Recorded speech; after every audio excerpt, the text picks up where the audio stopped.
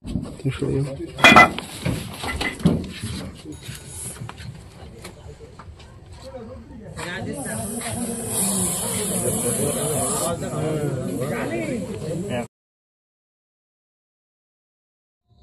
Everyone, welcome back to Reptopedia. আর আমি আপনাদের রেপ্টোপিডিয়া থেকে জয়দেব মজুমদার। আবারও একটা ওয়াইল্ড লাইফ রেস্কিউ, রাতের বেলার রেস্কিউ। আর রাতের বেলার রেস্কিউ কিন্তু সবসময় একটু ভয়ঙ্কর হয়, বিপজ্জনক হয়ে থাকে। আর এমন পরিস্থিতি এখন রয়েছে, যেখান থেকে কলটা এসছে সেখানে ঘরের মধ্যে সাপ রয়েছে, বিছানার পাশে একদম। আর কোনো অসুস্থ মানুষ বিছানায় রয়েছে। আর এরকম ভয়ঙ্কর পরিস্থিতির মধ্যে আমি যাচ্ছি সেখানে সেই সাপটাকে রেস্কিউ করার জন্য এবং সেই মানুষগুলোকেও উদ্ধার করার জন্য। তো ভিডিওর সঙ্গে কন্টিনিউ থাকুন, দেখতে থাকুন কিভাবে সাপটা রেস্কিউ করা হয় ওখান থেকে।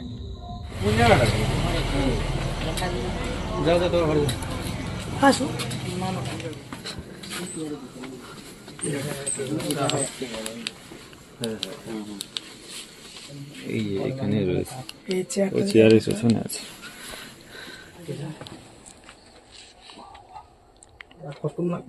কই সাপ কই? সাপ এটা নিচে নিয়ে ঘুরতে কই আমার দেখা।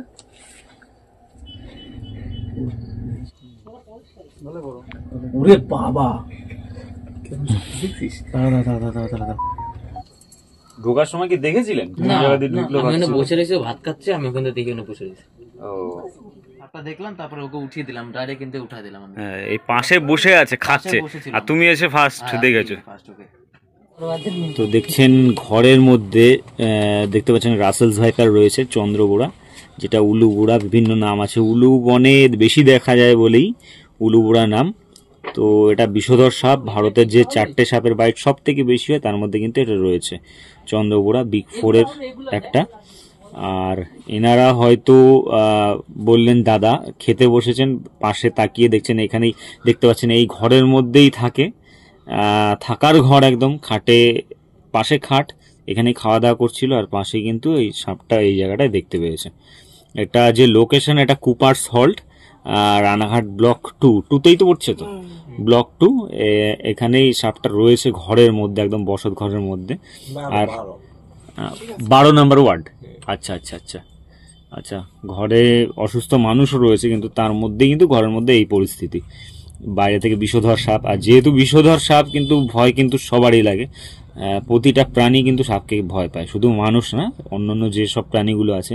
আর যেটা আমি প্রতি ভিডিওতে বলে থাকি, সাপের কিন্তু হাইবারনেশন হয় না, ভ্রুমেশন হয়। চাক্ষুষ প্রমাণ আপনারা দেখতে পাচ্ছেন, সাপ এখানে রয়েছে, একদম চাক্ষুষ প্রমাণ। শীত পড়ে গেছে, আমরা সবাই শীতের পোশাক পরে আছি, ঠান্ডা, ভালোই ঠান্ডা পড়ে গেছে, বাইক চালাতে গেলেও অসুবিধা হচ্ছে।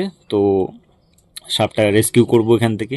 অ্যাকচুয়ালি গরমের সময় সাপ রেস্কিউ করা বেশি বিপজ্জনক, সেই সময়টা কিন্তু এরা অত্যাধিক উগ্র মেজাজি হয়ে থাকে, ডিফেন্সিভ বেশি থাকে। আর শীতের সময় একটু চাপটা কম থাকে, কিন্তু তাও সাবধান থাকতে হবে, যেহেতু রাসেলস ভাইপার সব থেকে মারাত্মক, রেস্কিউ করার জন্য একটা মারাত্মক সাপ, বিপজ্জনক একটা সাপ। তো বের করার চেষ্টা করব। ঘরের মধ্যে এই জায়গাটাই করে কিন্তু সাপটা রয়েছে, চেষ্টা করব সাপটা বের করার। মুভমেন্ট এখনো কিছু করছে না।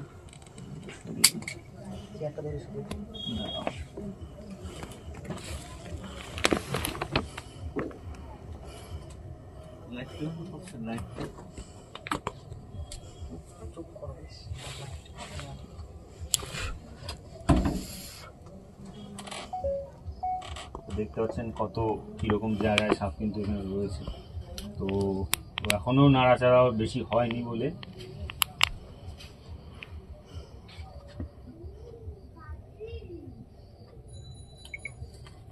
সরে যাও, সরে যাও, সরে যাও, সরে যাও।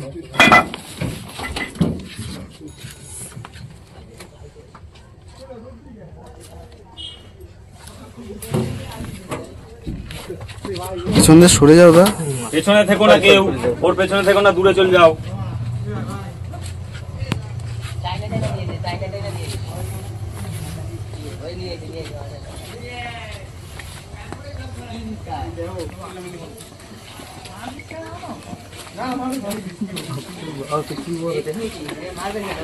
ফাঁকা জায়গা নেব। এই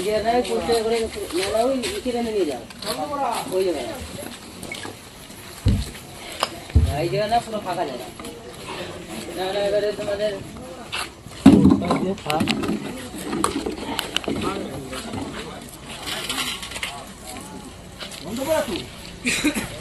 চন্দ্রপাড়া না ফোন করে নিয়েছে এই তো এই সোনাবাদী দাদু গোলার সামনে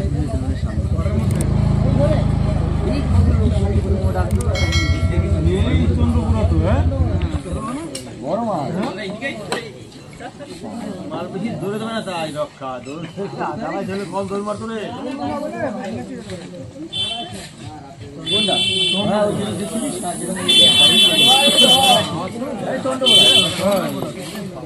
সেই মাল ছবি তুলে নি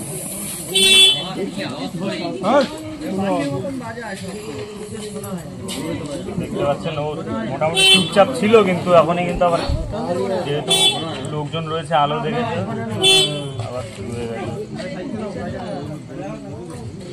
চন্দ্রপুর হয়েছে ধরেছিল রে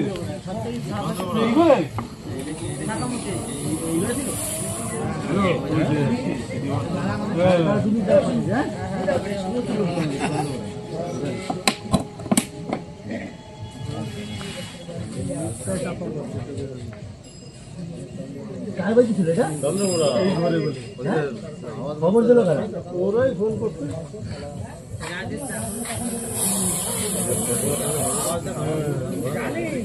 এখন মোটামুটি খেতে গেছে না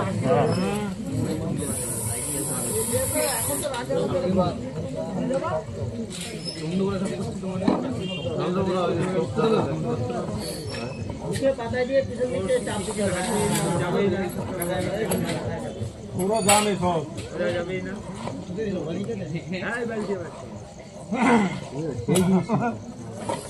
সেই মাল তো হ্যাঁ